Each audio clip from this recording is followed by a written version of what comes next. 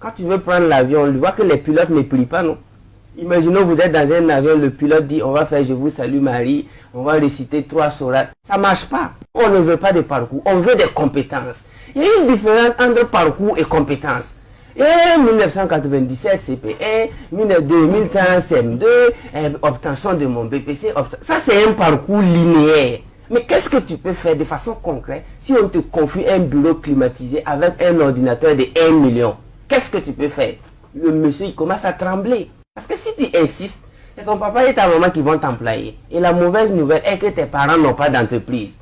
Parce que la bonne nouvelle est que nous tous, on a expérimenté la pauvreté. Et on sait pourquoi on était pauvre. Et on sait pourquoi on est en train de quitter la pauvreté. Allez-y faire vos recherches. Un Américain normal participe à 30 événements payants par semaine. Chaque semaine.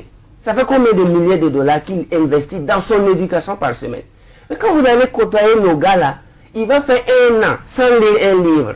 1 an sans participer à une conférence. 1 an sans avoir mis pied dans un séminaire. Et c'est ce même gars qui veut réussir. Nous sommes au 21e siècle. Et ce siècle ne pardonne pas les attardés mentaux. Donc débrouillez-vous. Débrouillez-vous. Parce que chaque siècle est comme un être humain. Il faut toujours demander au siècle, toi tu manges quoi? On ne doit pas se mettre à vivre au hasard dans un siècle. Sans connaître quelles sont les exigences du siècle. Le 21e siècle là, c'est un siècle de connaissances pointues. Où on ne tâtonne plus. Où ceux qui sont bons sont virés. Et remplacés par ceux qui sont excellents et meilleurs. Même si tu es bon, on va te chasser au 21e siècle. Et mettre ceux qui sont excellents.